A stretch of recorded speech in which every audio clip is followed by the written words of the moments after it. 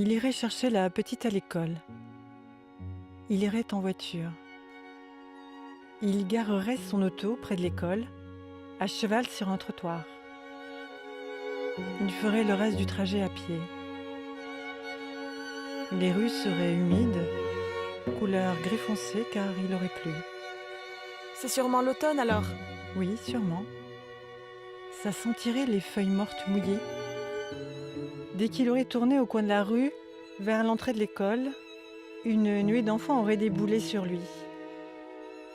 Il serait vêtu de bottes en caoutchouc multicolores et d'imperméables jaunes, roses, avec des fleurs ou des pois. Il crierait très fort. L'homme arriverait devant la classe de la petite, après avoir longé un couloir orange parsemé de dessins aux couleurs exubérantes. Il dirait en voyant l'enfant « Joyeux anniversaire !» La petite lui sourirait. La petite lui raconterait dans un seul souffle sa journée extraordinaire. Les gâteaux, les bonbons amenés le matin par maman. Elle dirait « C'est mon anniversaire, c'est mon anniversaire !» Lui aiderait l'enfant à enfiler son imperméable. Elle se collerait entre ses jambes pour ne pas tomber quand il lui attrape les bras pour enfiler les manches. Il saluerait tout le monde et partirait en se tenant la main. L'homme et la petite regagneraient l'auto. L'homme mettrait le cartable rose à bretelles de l'enfant dans le coffre et viendrait s'asseoir au volant. Il se retournerait vers elle et dirait « Tu t'es attachée ?» La petite répondrait « Oui ». L'homme mettrait le contact et enclencherait aussitôt le lecteur de CD de la voiture. Des chansons enfantines se répandraient dans la voiture. La musique prendrait tout l'espace, le remplirait, se dilaterait entre l'homme et l'enfant. L'homme et la petite descendraient de l'auto devant l'immeuble et monteraient à l'appartement. La petite n'arrêterait pas de parler en trottinant devant l'homme. Elle ouvrirait la porte en riant, jetant ses bottes et son cartable devant elle avant de s'engouffrer dans l'appartement. Lui dirait « Mets tes chaussons, ramasse ton cartable et va te laver les mains. » La petite obéirait en souriant. Elle extirperait d'un placard coulissant de l'entrée un banal petit carton marron, duquel dépasseraient toutes sortes de chaussons. La petite prendrait un chausson rose avec une bride et une princesse peinte sur le dessus. Le bout serait tout élimé. Sûrement à force de jouer par terre. Elle râlerait parce qu'elle n'en trouverait qu'un. Lui dirait à l'enfant de chercher toute seule son chausson. Après tout, c'est elle qui n'aurait pas bien rangé ses chaussons la dernière fois. Et après ? L'histoire commence il y a très longtemps. Quand la terre était jeune et que les esprits se promenaient encore parmi nous en jouant avec les éléments. Certains maniaient le feu, d'autres l'eau, d'autres encore jouaient avec la terre ou les vents. C'est eux qui, en unissant leurs pouvoirs, avaient fait apparaître les plaines fertiles, les arbres à l'ombre rafraîchissante, les rivières à l'eau claire, et qui les avaient remplis de vie en créant une multitude d'animaux à la fourrure épaisse, aux plumes et aux écailles multicolores. Il était un endroit de la terre, une clairière, où vivait une de leurs créations qui était par-dessus tout chère à leur cœur, un ravissant petit oiseau, si délicat que même le vent osait à peine l'effleurer. Il avait un chant si beau, si plein de vie et de bonheur, que quand il chantait, tous autour de lui se taisaient pour l'écouter et se sentaient heureux. C'était à cet endroit que les esprits se regroupaient le soir pour se reposer, bercés par la voix de l'oiseau. Ainsi était la vie alors, pleine de joie et d'harmonie. Chacun aurait voulu vivre de la sorte jusqu'à la fin des temps. Mais un jour, et personne ici-bas ne sait pourquoi, deux des esprits entrèrent dans une grande querelle. La colère qu'ils avaient l'un contre l'autre était si forte qu'un jour le premier esprit, qui manie l'air et les vents, dit au deuxième : « Je ne veux plus jamais avoir affaire à toi. Va-t'en, quitte cet endroit où je ne supporte plus de te voir, et ne reviens jamais. » Le deuxième esprit, qui était un esprit de l'eau, répondit alors : « Certainement pas. Cet endroit est ma maison tout autant que la tienne. J'y ai créé autant de choses que toi et j'ai le droit d'y rester si je le veux. Si tu n'es pas content, tu n'as qu'à partir, toi. » En entendant ces paroles, le premier esprit entra dans une colère encore plus grande. De rage, il se mit à souffler, et les vents se déchaînèrent dans le ciel, et certains arbres commencèrent à tomber, déracinés par son souffle. En voyant cela, le deuxième esprit eut peur que la clairière entière ne soit détruite et préféra accepter de partir. « Il y a seulement une chose, demanda-t-il au premier, que j'aimerais. Je voudrais continuer à pouvoir voir l'oiseau dont le chant me manquera si fort. » Mais l'esprit des airs, tout à sa colère, refusa net et le chassa de la clairière. « Et emporte avec toi tout ce qui pourrait me rappeler ton souvenir, cria-t-il. L'esprit de l'eau emporta donc avec lui toute l'eau qu'il avait apportée, et ainsi la rivière se tarit. Après, ils iraient dans la cuisine. L'homme donnerait à la petite du pain et du chocolat. La petite préférerait des biscuits comme chez maman. Lui répondrait que chez papa, c'est comme ça. L'enfant attraperait le goûter et tournerait le dos à l'homme pour faire comme si elle était fâchée. Ensuite, il s'installerait sur le canapé du salon pour faire les devoirs et regarder les cahiers. La petite dirait : « C'est là qu'il faut que tu signes le cahier, a dit la maîtresse. » Il dirait : « Tu es sûr ? » Ça énerverait la petite qui se fâcherait. Elle dirait qu'il ne lui fait pas confiance, que elle sait parfaitement ce qu'il doit faire. Elle lui lirait les jours de la semaine. Elle lirait : « Mardi, je dois aider mon papa. L'homme sourirait, Mercredi, je fais la lessive avec ma sœur. lui dirait : « Tu es sûr ? » Elle ferait : « Ah non, c'est pas ça, c'est avec ma grand-mère. » Ils riraient tous deux et l'homme embrasserait la tête de l'enfant. Il compterait jusqu'à 10 et à l'envers aussi, sans se tromper. Quelque temps passèrent et la vie reprit son cours dans la clairière. Mais l'harmonie était rompue. Sans eau, les arbres et les plantes commencèrent à s'assécher. Alors, les animaux de la clairière se tournèrent vers l'esprit du vent. « Nous avons soif et tellement chaud. Ne serait-il pas possible de faire revenir ici l'esprit de l'eau ?» L'esprit de l'air refusa.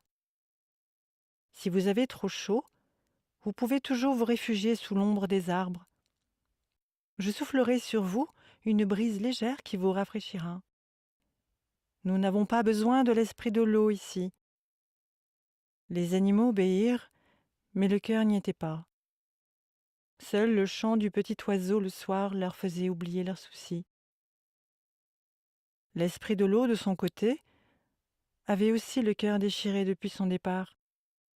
Il regrettait la clairière, il regrettait le petit oiseau. Il décida d'aller le voir en cachette. Tous furent heureux de le revoir. Le petit oiseau fut si ravi qu'il se mit à chanter d'une voix encore plus éclatante et sonore que d'habitude, afin de fêter le retour de son ami. Il chanta si fort que l'esprit de l'air, de là où il se trouvait, l'entendit et, charmé, décida de revenir à la clairière pour l'écouter. En arrivant, il remarqua tout de suite les gouttes d'eau répandues alentour et, furieux, convoqua les vents qui se mirent à souffler si fort qu'ils chassèrent l'esprit de l'eau en envoyant toutes les gouttes d'eau haut, très haut dans le ciel. C'est ainsi que fut créé le premier nuage. Ceci fait, l'esprit de l'air gronda. Personne ici n'a le droit de revoir l'esprit de l'eau ou il sera banni. Vous devez me trouver cruel, mais l'esprit de l'eau est un être mauvais. Et je fais tout cela pour vous protéger de lui. La vie reprit alors dans la clairière, mais chaque jour passé sans l'esprit de l'eau était un peu plus morose. Les herbes jaunirent et les arbres se racornirent, et les animaux n'eurent plus de fruits pour se désaltérer ou d'ombre où se réfugier. Et un jour, le petit oiseau cessa de chanter. Dehors, le soir s'installerait. On verrait des phares de voitures à travers les larges baies vitrées. On se dirait qu'on est bien dedans, au chaud. L'homme allumerait les lumières dans l'appartement, où il se créerait une atmosphère délicate et joyeuse. Il retournerait dans la cuisine. La petite grimperait sur le plan de travail de la cuisine, à l'aide d'un tabouret en bois bleu foncé.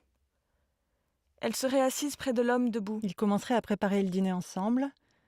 Ils commenceraient à râper à quatre mains du fromage, à l'aide d'une petite moulinette en fer blanc. La petite dirait « Je suis très maligne, j'adore le fromage. » Lui tiendrait des deux mains la moulinette, pendant que l'enfant tournerait lentement la manivelle, avec toute sa concentration. Le fromage s'écoulerait comme des cheveux dans un grand bol jaune aux bords écaillés.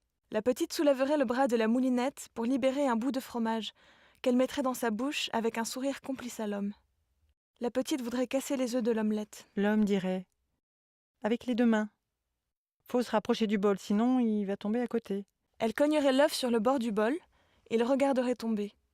La petite dirait « Oh, regarde, il y en a deux dedans. » Lui dirait « C'est très bien fait. » La petite tremperait ses doigts dans le bol rempli d'œufs et de fromage.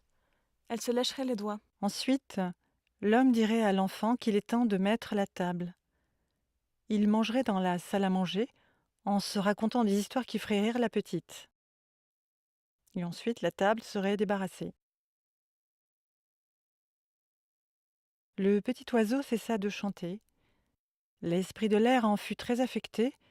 Il demanda au petit oiseau « Pourquoi donc ne chantes-tu plus pour moi ? Es-tu en colère ? As-tu cessé de m'aimer ? Ne suis-je pas là pour toi à chaque instant de la journée, à t'accompagner dans les airs en te donnant des vents favorables pour voler, en te rafraîchissant avec des brises légères ? » « Je ne suis pas en colère contre toi, répondit l'oiseau, et je suis reconnaissant de chaque chose que tu fais pour moi. Mais même si tes attentions me touchent, elles ne sont pas suffisantes. J'ai autant besoin de l'eau claire pour boire et me rafraîchir que de l'air pour me porter. Chaque être en vie dans cette clairière est dans le même cas que moi. De même que tu es essentiel à notre vie, il l'est tout autant. Votre querelle, je n'en connais pas la cause. Mais quelle que soit votre mésentente, elle n'a rien à voir avec nous. S'il a été mauvais pour toi, il ne l'a jamais été pour moi.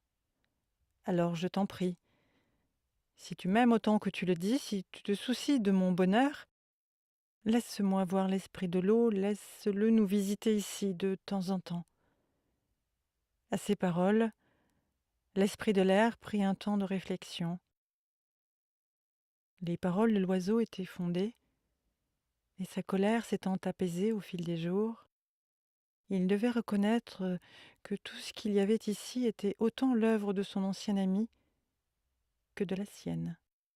« Tu as raison, j'ai été aveuglé par la colère, et j'ai oublié de voir ce que l'esprit des eaux avait aussi fait de bon. Ma querelle n'est pas votre querelle, et il était injuste de ma part de vous empêcher de voir quelqu'un qui vous était précieux, seulement parce que je n'en avais plus envie. Cette clairière ne redeviendra pas la demeure de l'esprit de l'eau, et je conserve contre lui mes griefs. Mais à partir d'aujourd'hui, il peut vous rendre visite. » À ces mots, l'oiseau fut si heureux qu'il retrouva ses forces et se remit à chanter. Son chant monta, monta dans les airs. atteignit l'endroit où flottait l'esprit des eaux, sous forme de nuages, depuis le jour où il avait été chassé de la clairière. Trop triste pour redescendre dans un monde où il n'était pas le bienvenu. « Viens, descends vers moi », chantait l'oiseau. La petite mettrait sa chemise de nuit blanche avec des clowns rouges dessus. Elle courait dans tout l'appartement en criant et en chantant. 3 petits pas en avant, 3 petits pas en arrière. Les pommes faisaient roulis-roula. Les pommes faisaient roulis-roula. L'homme poursuivrait l'enfant dans le couloir en faisant la grosse voix du loup ou de l'ogre.